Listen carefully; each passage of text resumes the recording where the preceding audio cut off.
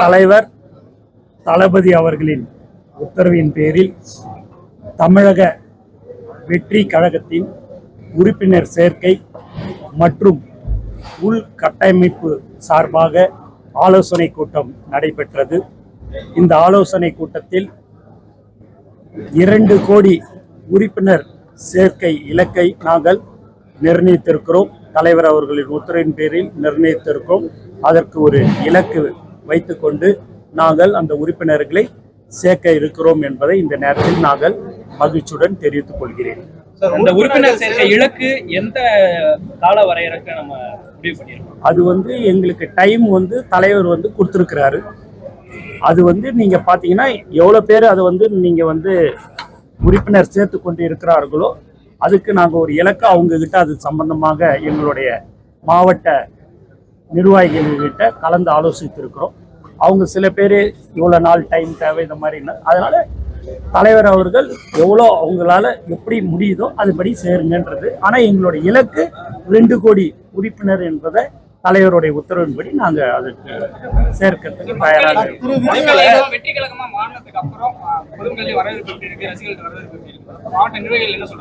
மாவட்ட நிர்வாகிகளும் ரசிகர்களும் மக்களும் எப்படி ஆதரவு கொடுக்குறாங்கன்றது உங்களுக்கு நல்லாவே தெரியும். அந்த ஆதரவு நாங்கள் சொல்ல வேண்டியதில்லை, நீங்களே அதை பார்த்துருப்பீங்க. மிக சிறப்பாக வரவேற்பு கொடுத்திருக்கிறார்கள் என்பதை இந்த நேரத்தில் தெரியும். கட்சியா நம்ம இப்ப கொண்டு போயிட்டு இருக்கோம். இப்ப இந்த கட்சியில எத்தனை பொறுப்புகள் இருக்கு? ஏன்னா தலைவர், பொதுச் செயலாளரை தவிர வேற என்ன மாதிரியான பொறுப்புகள்லாம் இருக்கு? மொத்தம் எத்தனை மாவட்டங்களா நீங்க இருக்கிறீங்க, செயல்படுறீங்க? எல்லா பொறுப்புகளும் மிக விரைவில் தலைவர் அவர்கள் அறிவிப்பார் என்பதை இந்த நேரத்தில் தெரியும். சார், இந்த மக்கள் பிரச்சனை குறித்த ஸ்டாண்ட்ல எப்ப சார் எடுக்க போறீங்க? ஒரு பிரச்சனை வருதுன்னா அறிக்கை எப்ப கொடுக்க போறீங்க? இப்போ எடுத்துக்காட்டுனா இப்போ இந்த கட்சிகள் எலக்ட்ரல் பாண்ட்ஸ் வாங்கக்கூடாது, அதை தடை பண்ணணும், அதை உச்சநீதிமன்றம் ரத்து பண்ணிருக்கு. இதுக்கு உங்க கருத்து என்ன சார்? இதுக்கு தமிழக வெற்றி கழகத்தின் ஆதரவாளர்களை நாங்கள் நியமித்திருக்கிறோம். அவர்கள் எல்லா டிபேட்ஸ்லயும் கலந்து கொண்டிருக்கிறார்கள். அவர்கள் அதற்குண்டான பதில்களை சொல்லுவார். கட்சியா உருவானதுக்கு அப்புறம் நடைபெறக்கூடிய பிரச்சனைகள் குறித்தோ, சமூகத்தில் ஏற்படக்கூடிய மாற்றங்கள் குறித்தோ கட்சியா தங்களுடைய கருத்து சொல்ல வேண்டிய கட்டாயம் இருக்கு இல்லையா? இன்னைக்கு உறுப்பினர் சேர்க்கை பண்றதுனாலே சமூகத்துல நீங்க பணியாற்ற வந்துட்டீங்க. இப்ப கட்சியினுடைய கருத்தை சொல்ல வேண்டிய கட்டாயம் இல்லையா? இன்னைக்கு செஞ்சிருக்காங்க. இன்னைக்கு பட்ஜெட்டோட கருத்து என்ன? இது போன்ற இல்லைங்க, நீங்க பாத்தீங்கன்னா நான் ஃபுல்லாவே மீட்டிங்ல தான் இருந்தோம். இப்போ நீங்கள் பட்ஜெட் விஷயத்த நான் இது வரைக்கும் நான் பார்க்காம நான் எதுவும் அந்த கருத்து நான் சொல்லுவேன்.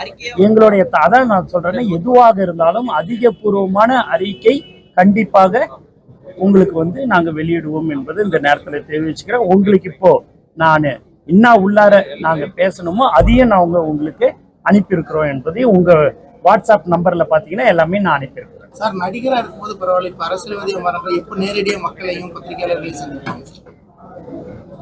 எப்பவுமே என்னைக்குமே அவர் தாராளமாக எப்போ வேணாலும் சந்திப்பாருங்க. ரசிகர்களை சந்தித்து கொண்டிருக்கிறார்கள், மக்களை பார்த்து கொண்டு தான் இருக்கிறார். அதனால அவருக்கு எப்போ அந்த மாதிரி அவங்க படப்பிடிப்புல இருக்கிறாங்க. அது முடிச்சிட்ட பிறகு அவங்களுக்கு எப்போன்றது அவங்க சொல்லுவாங்க. காணொலி மூலமாக ஏதாவது அறிவுரை கூறினாங்களா உங்களுக்கு? இல்லைங்க, இன்னைக்கு நாங்கள் எல்லா நிர்வாகிகள்லாம் சேர்ந்து இதை நாங்கள் இன்னைக்கு அந்த தலைவருடைய உத்தரவுப்படி நாங்கள் அதை செஞ்சுருக்கிறோம். இந்த உறுப்பினர் சேர்க்கிறதும் உள்கட்டமைப்பு உண்டான வேலைகளை நாங்கள் இன்னைக்கு அந்த வேலைகள்லாம் நாங்கள் பார்த்துருக்குறோம். ஆலோசனை இப்போ தொடர்ந்து திருப்பி இன்னும் ஒரு 2 மணி நேரம் எங்களுக்கு ஆலோசனை கூட்டம் போய்கொண்டிருக்கும். அதனால இது எல்லாமே அவருடைய தலைவருடைய கவனத்துக்கு எடுத்துக்கணும். நாடாளுமன்ற தேர்தல் ஆணையத்துல மறுபடியும் நம்ம கொடுத்துருக்கோமா? இல்ல தேர்தல் ஆணையத்துல மறுபடியும் மாற்றம்? நன்றி, வணக்கம்.